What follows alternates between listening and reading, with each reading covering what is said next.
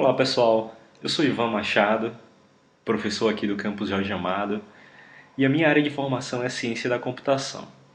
Aqui no FSB, nós docentes temos uma oportunidade ímpar, eu diria, de investigar áreas do conhecimento bastante distintas da nossa área de formação.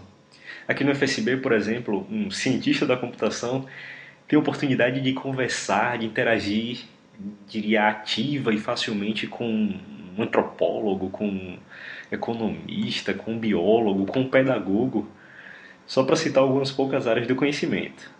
A maioria delas, diria até que eram completamente desconhecidas por mim, né, antes de vir para enfrentar esse desafio. Esse envolvimento, eu acho, essa troca que a gente tem a oportunidade de realizar é algo fantástico, né? Porque permite meio que abrir a cabeça, né? Abrir e conhecer outros horizontes. E assim eu acho que é a proposta dessa atividade, né? Quando eu vi a primeira vez essa atividade de leitura de textos de áreas completamente distintas, né, como as humanidades, as artes e agora as ciências, eu achei uma experiência fantástica, né? Algo, eu diria até louvável, né? Uma coisa sem precedentes, né?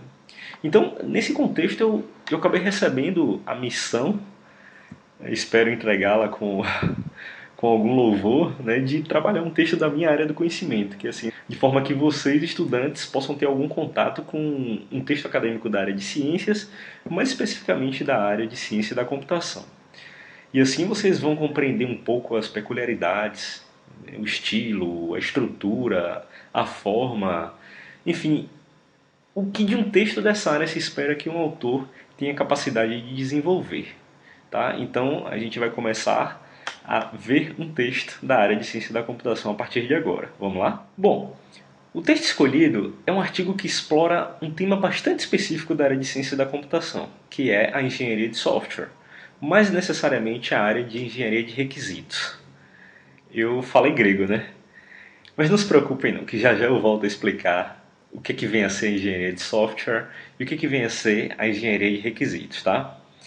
Antes de detalhar do que é que se trata o texto que vocês estão em mãos agora, é importante comentar sobre a autoria do artigo. Tá? Esse é um artigo escrito por membros do grupo de pesquisa liderado pelo professor Guilherme Travassos, da COP, na Universidade Federal do Rio de Janeiro. O professor Guilherme ele atua no Programa de Engenharia de Sistemas e Computação da COP, na UFRJ.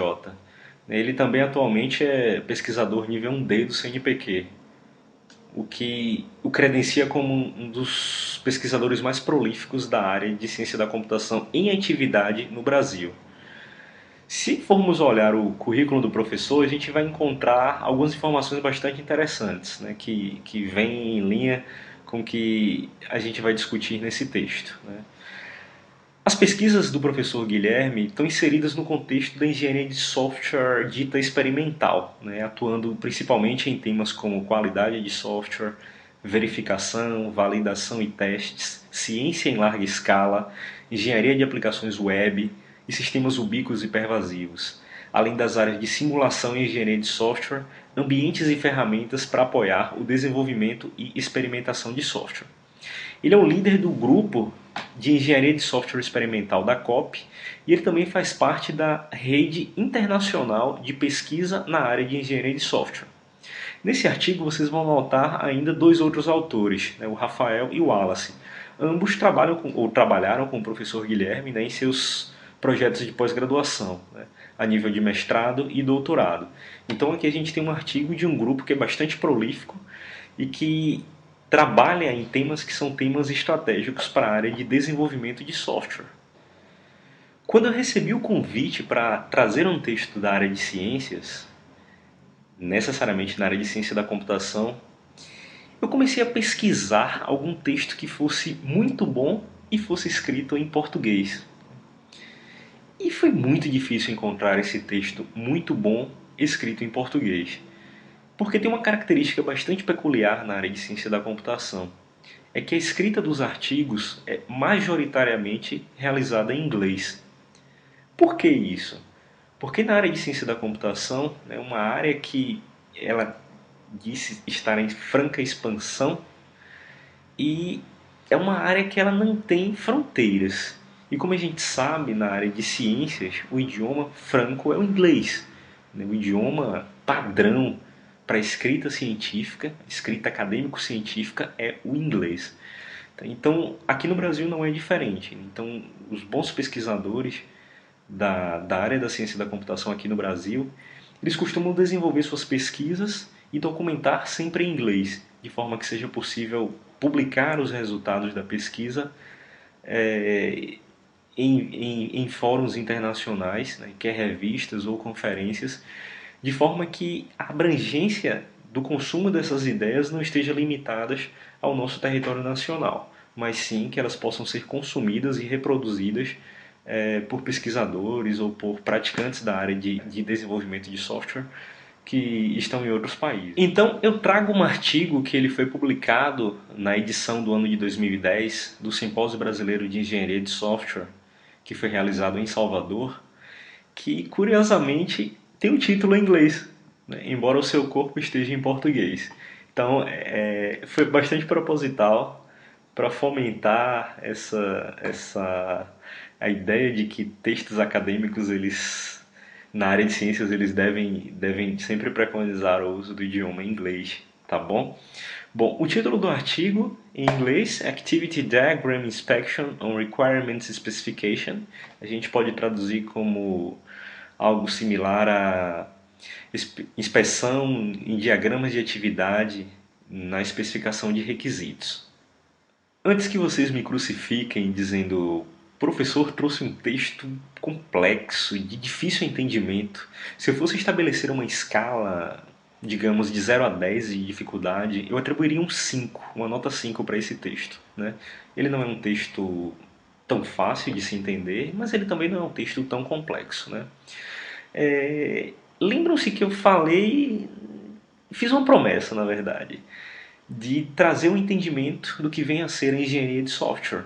Então, é importante a gente entender o que vem a ser a engenharia de software antes da gente começar a tratar dos detalhes de tudo do texto, tá bom? Então, a engenharia de software é uma área do conhecimento da informática que ela é voltada para a especificação, desenvolvimento e manutenção de sistemas de software aplicando tecnologias da ciência da computação, da gerência de projetos e outras disciplinas. Eu diria que essa é uma área do conhecimento que é bastante interdisciplinar por natureza, e o objetivo dela é organizar e dar produtividade e qualidade ao software que ele é desenvolvido e entregue. Eu espero que vocês tenham notado que eu falei duas palavrinhas que são chave para o desenvolvimento de software. A primeira delas é especificação e a segunda delas é qualidade. E elas devem trabalhar sempre em conjunto. E daí eu venho explicar para vocês do que se trata a engenharia de requisitos. O que vem a ser um requisito? Um requisito é aquilo que o software deve fazer. É uma funcionalidade que deve ser implementada e entregue para o cliente, né? Aquele que está pagando pela aplicação, ou aquele que está utilizando a aplicação, né? Então esse texto ele trata de uma forma de se melhorar a qualidade da especificação de requisitos, mas necessariamente dos diagramas de atividade, tá? Quando a gente fala em qualidade de especificação, a gente está falando em que a descrição da aplicação ela deve estar muito bem fundamentada. Ela deve ser muito bem documentada, de modo que os desenvolvedores da aplicação possam ler e interpretar facilmente aquele documento. Então, um documento que especifica os requisitos da aplicação, ele deve ser correto, né? Ele não pode ser ambíguo, né? Não pode dar duplo ou outro, uma quantidade maior de sentidos a uma frase. Ele tem que ser completo, ele tem que de fato dizer o que é que deve fazer aquela aplicação. Ele deve ser consistente, né? Ele deve ser verificável e, mais ainda, ele deve ser modificável. É possível que a gente escreva um documento e aquele documento ele acompanhe a evolução, ele acompanhe o tempo, né? Então o aspecto de temporalidade ele é bastante importante quando está se tratando de desenvolvimento de software. Após apresentar para vocês alguns elementos básicos, alguns elementos fundamentais para o entendimento desse texto, né, os conceitos que são bastante interessantes para se entender do que se trata o artigo, eu trago para vocês agora um pouco da estrutura. Lembram-se que lá atrás eu falei que esse é um bom artigo, né? Esse é um bom artigo porque ele vem numa estrutura muito bem adequada. ao estilo que se espera de um bom artigo da área de ciência da computação. Se vocês observarem, esse é um artigo que ele tem 5 seções, né? A primeira delas é a seção de introdução. A seção de introdução, ela basicamente apresenta o assunto e delimita o tema, analisando a problemática que será investigada, definindo alguns conceitos e especificando os termos adotados, a fim de esclarecer o assunto. A introdução é a parte que se cria expectativa positiva e o interesse do leitor para continuar a leitura do texto, tá bom? Após a introdução, normalmente os autores descrevem o estado da arte na área que está sendo investigada e apresentada no artigo. Nesse artigo, necessariamente, os autores optaram por uma forma sistemática de se fazer essa revisão de literatura. Então, buscou-se em artigos correlacionados, né, de ideias similares, o estado da arte na área que está sendo desenvolvida a proposta para inspeção de requisitos. Depois de prover conteúdo sobre o estado da arte, vem a parte mais importante do artigo, que é o desenvolvimento, né? Que é a parte principal que se caracteriza pelo aprofundamento e análise pormenorizada dos aspectos conceituais mais importantes do assunto. Então, nesse caso, os autores propuseram uma técnica, né? A técnica para a inspeção do diagrama de atividades. Então, descreve-se qual o foco, descreve-se os detalhes, descreve como os elementos dessa abordagem se encaixam, né? Uma visão bem específica daquilo que está sendo proposto e daquilo que possa ser utilizado por outros pesquisadores ou outros usuários dessa prática que está sendo proposta.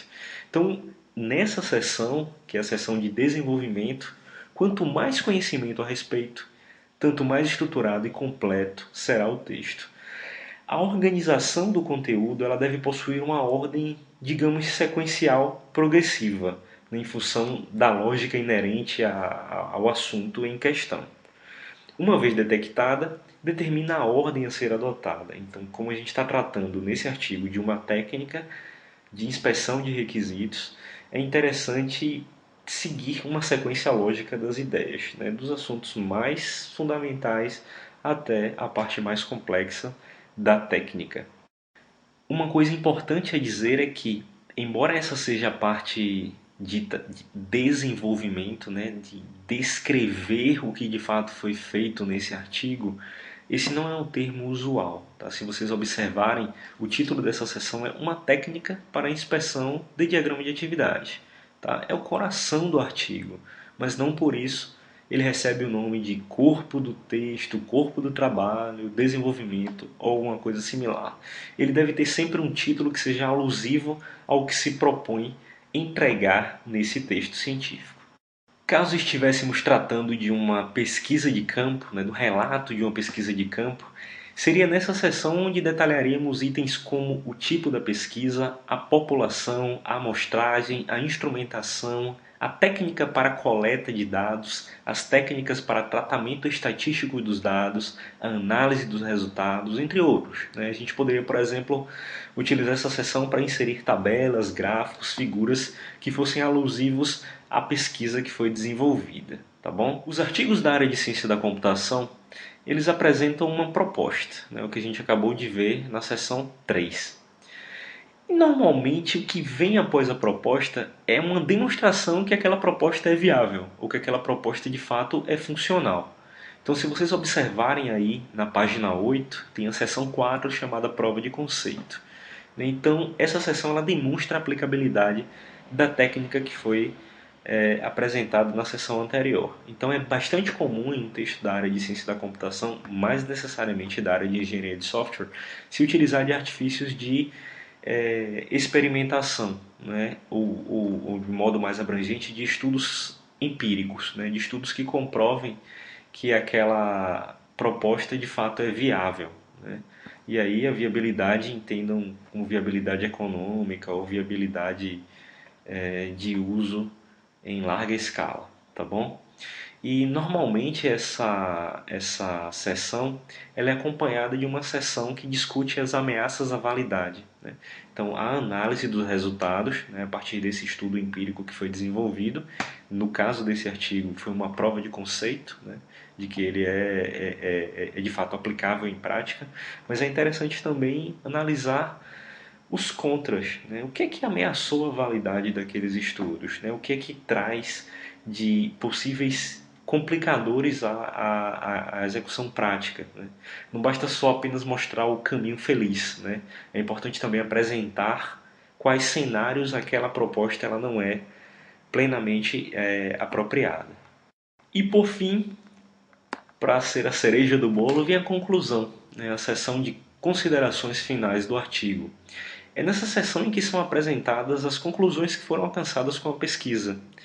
Né? Deve-se guardar as proporções de tamanho e conteúdo conforme a magnitude do trabalho apresentado. Né? Então não adianta você ter um artigo com, digamos, 8 páginas, como é o caso desse artigo, e ter 3 páginas de conclusão. Então, normalmente a conclusão ela vem em poucos parágrafos. Né? Ele sintetiza de fato o que foi alcançado de resultado e também as limitações do trabalho. É possível ainda que nessa seção sejam apontadas direções de trabalhos futuros, de modo que outros pesquisadores possam fazer uso daqueles resultados para continuar. Né? Não se reinventa a roda na área de ciência. Né? Pode-se sim repetir, reproduzir estudos desenvolvidos por outros grupos de pesquisadores, mas é interessante sempre continuar de onde alguém parou, de forma que a ciência ela evolua. Os últimos elementos textuais de um artigo da área de computação são as referências, que normalmente elas seguem alguma norma, ou norma da I3E ou norma da ACM.